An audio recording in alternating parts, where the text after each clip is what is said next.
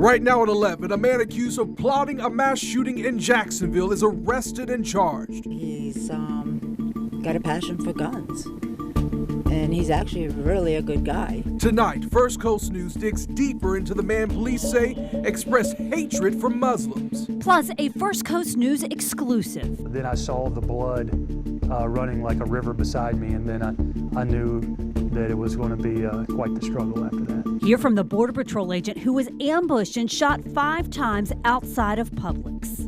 And from Congresswoman to convict, the reason Corrine Brown may be able to keep her federal pension. First Coast News at 11 starts right now. And first tonight at 11, we're learning more about the man police say plotted a mass shooting at an Islamic center in Jacksonville. We're talking about the Islamic Center of Northeast Florida.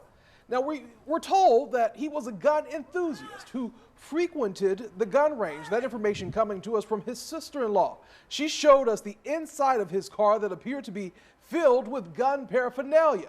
So after an FBI raid and an undercover sting, JSO believes they prevented a potential tragedy. And First Coast News' Brittany Dion has been digging deeper into this story. She has new information tonight about the suspect at the center of this foiled plot. Brittany joins us live tonight outside the Islamic Center. Brittany? Heather, Bernardino Bolatet is in FBI custody tonight facing federal gun charges. Now, we're just outside of the Islamic Center of Northeast Florida, where this undercover officer says that Bolatet told him that he planned to climb the tower here, carry out this mass shooting using high-powered rifles, then commit suicide by cops. Well, tonight we spoke to a family member who says this doesn't sound like anything her loved one would say. Bernardino Bolatet is accused of not only telling an undercover cop he planned to kill Muslims at a Jacksonville mosque, he also laughed about it, saying the attack would be, quote, great. We spoke to a woman who identifies herself as Bolatet's sister-in-law right outside of an East Arlington home federal agents raided on Friday. Our cameras were rolling during the raid when detectives say they found multiple guns inside of the suspect's bedroom. She asked not to be on camera, but says she believes Bolatet was set up. He's actually really a good guy. He's a Christian. According to this criminal complaint, he repeatedly expressed his hatred of Muslims. In several recorded conversations, police claim Bolatet, who's 69 years old, told the undercover detective that he already had the weapons he needed to carry out the assault, 5 high-powered rifles, and said, quote, I just want to give these freaking people a taste of their own medicine. Court documents say Bolatet planned to climb the tower at the Islamic Center of Northeast Florida and carry out the attack on a Muslim holy day, then die by suicide by cop. He's all talk. But the court documents say otherwise. Police claim Bolatet purchased a silencer from the undercover detective for $100. Bolatet's sister-in-law says he came to America from the Philippines 8 years ago. On his Facebook page, he describes himself as a shooting sport enthusiast. In December 2015, he commented on his profile picture, which shows him holding a large rifle and surrounded by several other guns. He says, quote, let's keep America safe, free, and peaceful. Don't just be part of the helpless victims and statistics of these crazy jihadists. At the same time, protecting our Second Amendment rights. Long live America.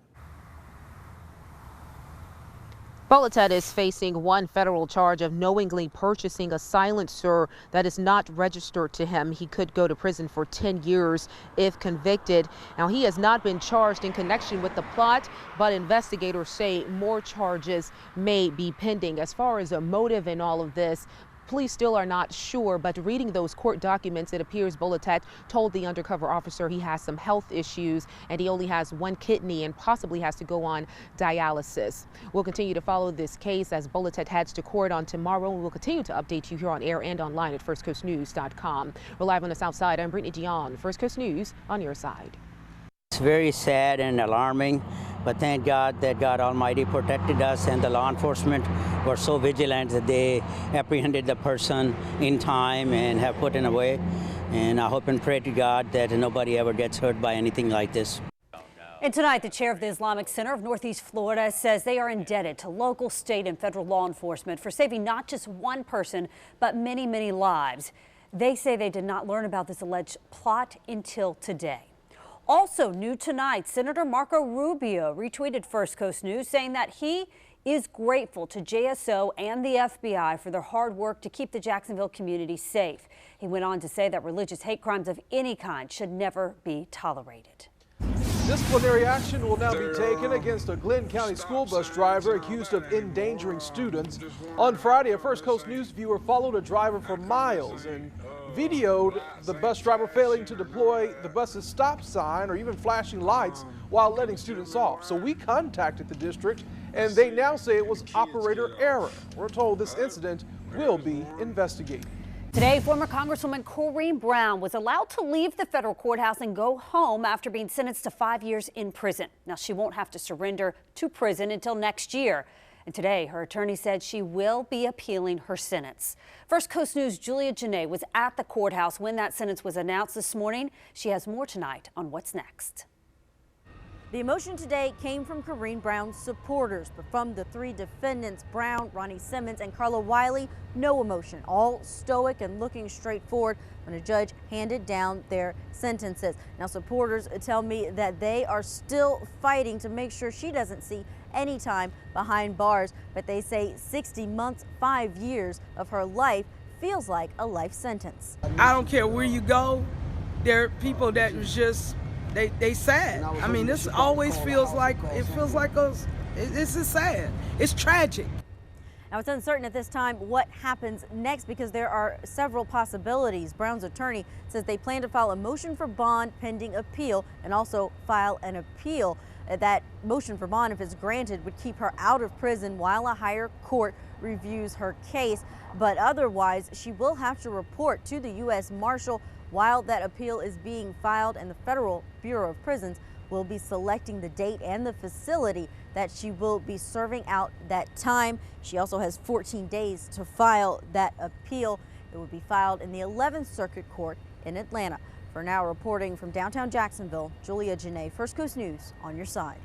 And a lot of people have been asking us about Corrine Brown's pension. Will she get to keep it now? Well, the nonprofit National Taxpayers Union says federal rules allow Brown to keep receiving up to $66,000 yearly because her conviction on fraud and tax charges is being appealed. Now, to read more about Brown's sentence, you can head to firstcoastnews.com. Tonight, 17-year-old Katelyn Frissina is back home. She was reunited with her family after going on the run with a 27-year-old soccer coach from her school. So what's next for the coach, Ryan Rodriguez, who's now in jail? First Coast News reporter Nick Perot joins us from Columbia County with the next steps in this investigation. Good evening. Now that Katelyn Frissina is back home here in Florida with her parents, this now turns to Ryan Rodriguez. And now the case turns over to the 3rd Circuit State Attorney's Office. We're already taking steps toward rebuilding our lives after such an emotional week. 17-year-old Katelyn Frissina's mother, Scarlett, says that will include many conversations and counseling. Katelyn clenched her dad's hand, head on his shoulder, as her mother addressed the cameras, but she did not make a statement. Just the interference with custody is right now is what he's being held on. As for the 27-year-old soccer coach Ryan Rodriguez, he is still in New York waiting to be extradited back to Florida. Right now, he's looking at up to 5 years in prison for leaving the state with Katelyn, a minor, but has not been charged with kidnapping. As our investigation has gone forward, there are indicators that there was a relationship that started in August or September.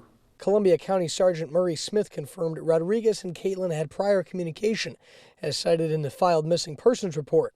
Parents, police, and her school did look into the relationship and Rodriguez's history with other players and didn't suspect anything suspicious back then. And there was nothing seen to be inappropriate, but this is an excellent example of how something that starts out and doesn't meet the criteria of a criminal investigation can quickly balloon into something. Katelyn did reach out to a friend saying Rodriguez wished to leave the country with her, but didn't know how to get out of the situation. Fortunately, an off-duty New York State trooper would spot them Friday before they seemed on their way to Canada, leaving Columbia County with this message for all parents. You need to be involved with your kids.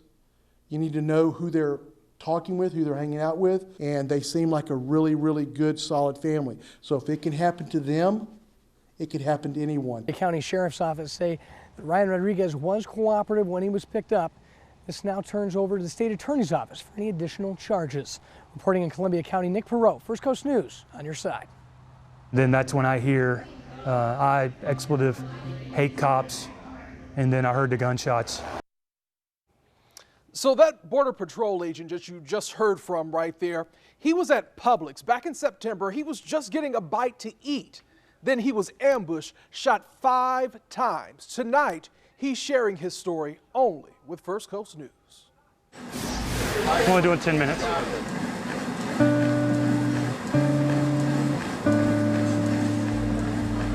With each lift, I'm trying to get back. Drew Stokes gets stronger. 6 days a week. Even the smallest step is significant. 5 to 6 weeks ago, I couldn't even stand up out of bed on my own. This is a First Coast News special report. Hey, Anthony and Heather, it is a pretty hectic scene out here as you bedridden from 5 bullets, ambushed outside a Clay County grocery store. Took a late lunch and decided to go to Publix, and then that's whenever everything went south. We're hearing a U.S. Customs and Border Protection agent was also injured in the shooting. 10 seconds on September 26th, and he remembers every detail. The shots, again, they just went so fast. Stokes had just left the Oakleaf Publix and was walking to his car. And then that's when I hear I expletive, hate cops, and then I heard the gunshots. Instantaneously, I knew what was happening. I knew it was an attack on a police officer. When you deal with drugs normally for your job, which is so incredibly dangerous, did you ever imagine that the most dangerous situation you would encounter would be at the local grocery store? Never. Between the time when you heard someone shouting and the gunshots started, did you have time to process, or did it just happen that quickly? It happened that quickly. Stokes was wearing a CBP federal agent t-shirt and a shoulder holster at the time. 5 bullets pierced his body. Then I saw the blood running like a river beside me, and then I knew that it was going to be quite the struggle after that. Even as he lay injured, his training kicked in. Was there ever a time when you were laying there on the ground that you thought, I might never see my wife again? No. Why is that? I knew I was going to survive. As people rushed to his aid, a hairdresser, the Publix manager, strangers he still doesn't know today, Stokes' wife was working in Mandarin. He had texted her asking if she wanted anything from the grocery store when she got an alert on her phone from a community page about the shooting. And that was within 6 minutes of the text that Drew had sent. So I knew instinctively at that moment that it was him. Over the coming hours and days, Stokes wavered between life and death. During a second surgery to repair his liver, doctors told Amanda her husband might not survive. I could remember just sitting on the floor. I couldn't even sit in a chair because I couldn't believe that I kissed my husband goodbye, less than, 12 hours ago, and now they're telling me that, my husband may not make it. Drew Stokes did make it. He says doctors credit the muscles in his back developed here at Blackfin CrossFit for his survival.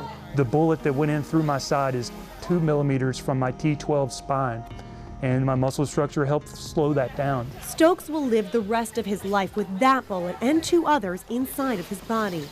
Despite everything, the two are grateful to the first responders on scene and the trauma doctors and nurses at Orange Park Medical Center for never giving up. I don't know what to say. I don't know how to thank them.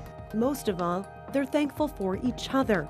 A marriage of 4 years tested in unimaginable circumstances, only to come out stronger than ever. You guys are so remarkably positive. You really are. How important is it just having each other throughout this whole process? I've learned that you have tremendous resolve and resiliency. I couldn't ask for a better wife. I've learned what I already know about you. You are the toughest man that I know, and I'm always proud of you. I'm proud of you. But I'm so proud of the way you've handled this, and you give me strength to be the person that I am. In Orange Park, Juliet Dreyer. I feel great. First Coast News on your side. Wow. Yeah. So this happened back in September. And so it's only been, what, 3 months now? Just a few months, and he's doing remarkably well. Wow. Wow, what a powerful story. Well, it is being called a background check failure. We're going to tell you the reason thousands of people with mental illness and felonies were able to buy guns. Plus, major concerns tonight after cracks are spotted under a busy Jacksonville bridge. First Coast News is on your side with whether that bridge is safe. And from the Tullamato River to northwest of the Okefenokee, the fog has formed early. A dense fog advisory already in effect. We'll take you beyond the fog in just a few moments. At least 4,000 guns were sold to people last year who should have had failed background checks. And tonight, ATF agents have the dangerous job of trying to get all of those guns back. According to a report by the USA Today, those 4,000 buyers had criminal records, mental health issues, or other disqualifying problems, but they were still sold guns. A former FBI official says the instant criminal background check system is flawed. If the background check is not complete within 72 hours, federal law allows the sale to go forward. Officials say analysts feel tremendous pressure to complete them and they miss red flags. Just last month, you may remember the Air Force admitted to a breakdown in the background check system that allowed a troubled Air Force veteran to buy a rifle later used to kill 26 people at a Texas church. In Lake City, police say a man kidnapped his girlfriend when she tried to break up with him. Officers say the woman was packing her bags and trying to move out when Stephen Klein punched her in the face. He's then accused of holding her at gunpoint and making her drive to a restaurant. Now, once they parked at that restaurant, the woman ran inside and screamed for help. Klein took off, but was later found hiding in a Family Dollar bathroom. The Jacksonville woman who survived a shooting that killed her sister is now facing criminal charges of her own. She's charged with grand theft, forgery, and 2 counts of petty theft. Although these charges are unrelated to the shooting that took her sister's life, First Coast News crime analyst Mark Bachman says they could destroy her credibility if she testifies against the alleged shooter.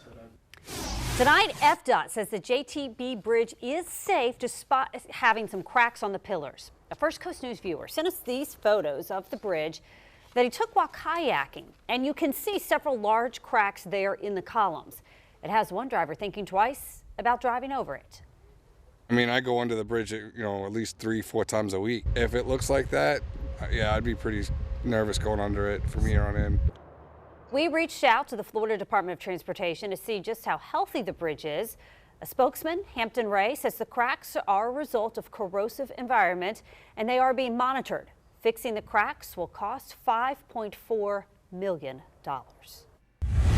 Now, weather with your First Coast News storm experts. So as a reminder, when a dense fog advisory has been issued, and it has, that means the forecast is for visibilities to be below about 1/8 of a mile. Now, what do those numbers mean?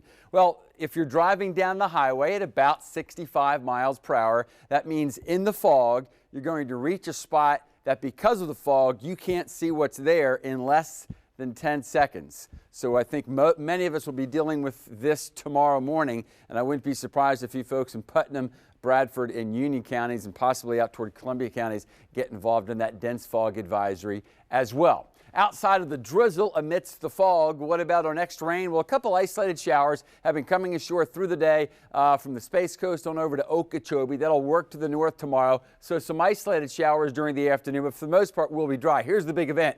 This is the front. And if this line of thunderstorms looks like a spring type event, it's a spring type event, only it's the first week of December. We saw damaging thunderstorms today from, the Arklatex all the way up to the southern suburbs of Chicago. And then on the colder side, blizzard-like conditions over northwest Minnesota, and even right now in Minneapolis, St. Paul, winds are gusting to 50 miles per hour with the snow. On the backside of the blizzard, that's where the colder air is. In fact, for about the next week, it's tapped or will tap Siberia. Now, an interesting part of the long-term forecast is that the air is blowing over the Bering Sea, which typically this time of the year it's frozen. But because November was 12 degrees, incredible, 12 degrees above average, it's still open ocean. So that means the air not as cold as it otherwise would be. On the other hand, has more moisture. At the very least, this does mean that in the forecast, not a heavy one, but for Atlanta, in Atlanta, it looks like there could be some snow on Saturday. Not talking about snow here, but we are going to go from record heat or near record heat tomorrow to some rain on Wednesday, cold soaking rain, Seattle-like, Thursday and Friday, and then polar conditions this weekend. From the Farrah and Farrah Sports Desk, it's First Coast Sports. Last night took a L, but tonight I bounced back. Some guys felt as though we left some plays out on the field last week in Arizona. This team has done a good job, as far as bouncing back. The attitude and the mindset of this group is, we're not going to let that happen again. Well, the mark of a good team is not losing 2 games in a row and taking care of business at home against a team you should have no problem with. Well, the Jaguars were successful in both of those things yesterday after losing to the Cardinals last Sunday, and today they open as favorites over the visiting Seahawks this coming week. Good news for the Jaguars. Blake Bortles had a great bounce-back game yesterday, going 26 of 35 for 309 yards and 2 touchdowns. And it's good timing because big-time December football has officially arrived.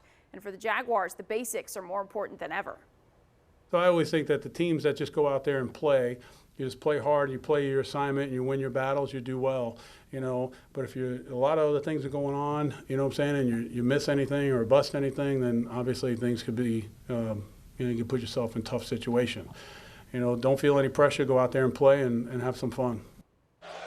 Let's head to Gainesville. Undefeated Florida State visiting 5th-ranked Florida today. FSU had the upper hand the last few years, and the Noles did tonight, too, leading for much of the evening. They'd get a big-time win, 83-66. You can expect the Noles to climb into their rankings since they have not. They should very soon. Let's go around the NFL now. Today, the league suspended Patriots tight end Rob Gronkowski for his terrible hit on Bills corner Tre'Davious White yesterday. If you haven't seen it, there it is.